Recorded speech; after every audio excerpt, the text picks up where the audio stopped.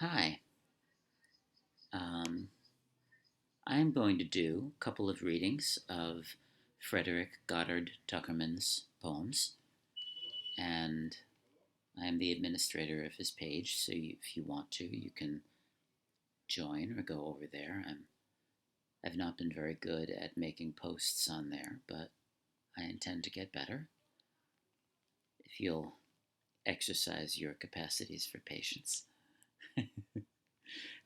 So, what I'd like to do is give you a couple of the sonnets one, two, three, maybe four. We'll see. Um, so we'll begin. We're not going to do titles because they didn't really have titles. They have first lines, and you should recognize them if you are a fan. And I very much like him because he is kin to Tennyson in his style, and he is American, and I am accidentally American, thanks to my ancestors that made certain choices.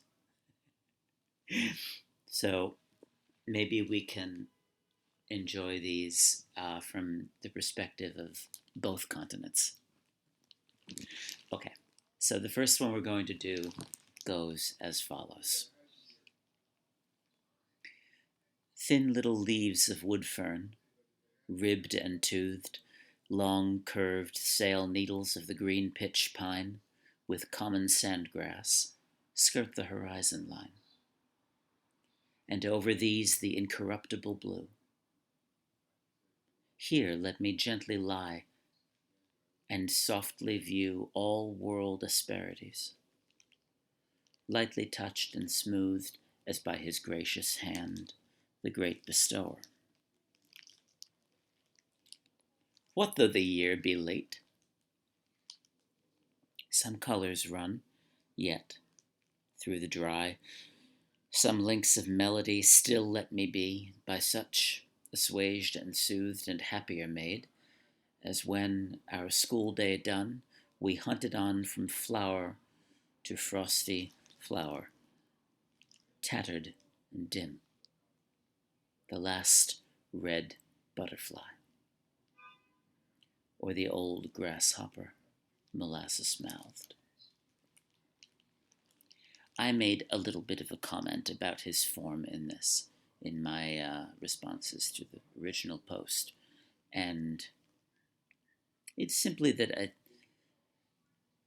something strikes me a little bit odd about the marriage of soothed and mouthed at such a distance, which is beautiful in the end result of the poem. Um, but I wonder why he did that, just technically speaking. It's curious to me. I would love some commentary if somebody has anything to say about it.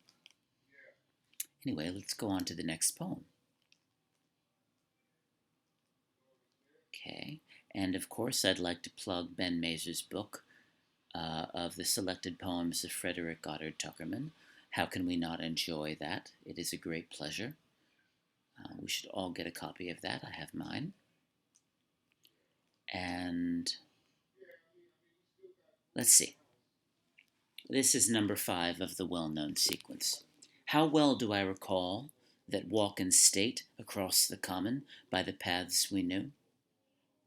Myself in silver badge and ribboned blue, my little sister with her book and slate, the elm tree by the pond, the fence of wood, the burial place that at the corner stood, where once we crossed, through the forbidden grate, stones that grudged us way, the graveside weed, the ominous wing that turned us half about, smit the flying drops, at what a speed across the paths, unblessed and unforgiven, we hurried homeward when the day was late, and heard, with awe that left no place for doubt, God's anger mutter in the darkened heaven. In my opinion, one of the best last lines of a sonnet ever. Let's have another, shall we? And change, with hurried hand, has swept these scenes.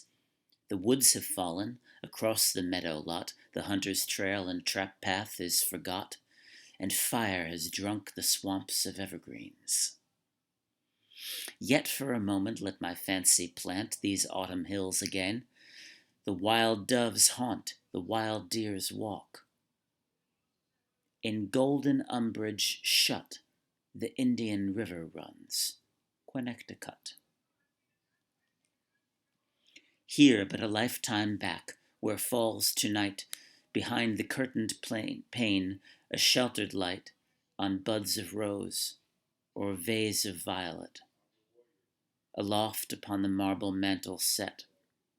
Here, in the forest's heart, hung blackening, the wolf bait on the bush beside the spring.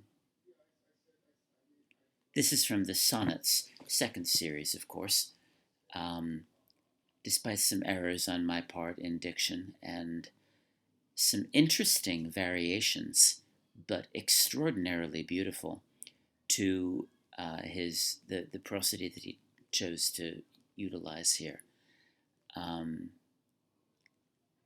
This poem is extraordinary, I think, and like so many of his, it is full of mysteries and interesting things to discover. Let's do another here, okay? I'm not going to do very many, but here's a very good one that you probably will recognize because it's one of the famous ones. Sometimes I walk where the deep water dips against the land, or on where fancy drives, I walk and muse aloud, like one who strives to tell his half-shaped thought with stumbling lips, and view the ocean sea, the ocean ships, with joyless heart. Still but myself I find, and restless phantoms of my restless mind, only the moaning of my wandering words, only the wailing of the wheeling plover, and this high rock beneath whose base the sea has wormed long caverns like my tears in me. And hard like this I stand, beaten and blind, this desolate rock with lichens rusted over, hoar with salt sleet and chalkings of the birds. That's from the third series. And finally, the last one that I will do is one that anyone who knows Frederick Goddard Tuckerman is going to recognize, and that is as follows. An upper chamber in a darkened house,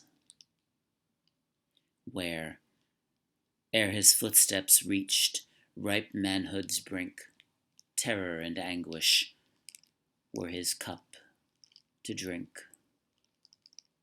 I cannot rid the thought, nor hold it close, but dimly dream upon that man alone.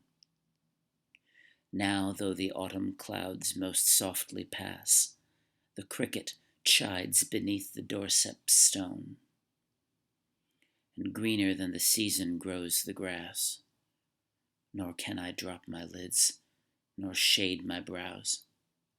But there he stands beside the lifted sash.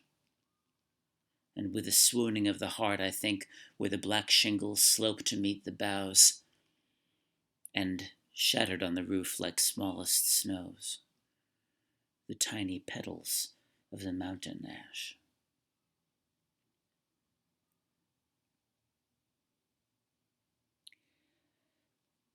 Surely this is one of his most beautiful poems. Certainly one of the favorites of his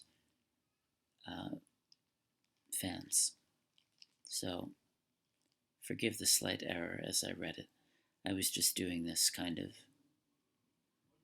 on impulse.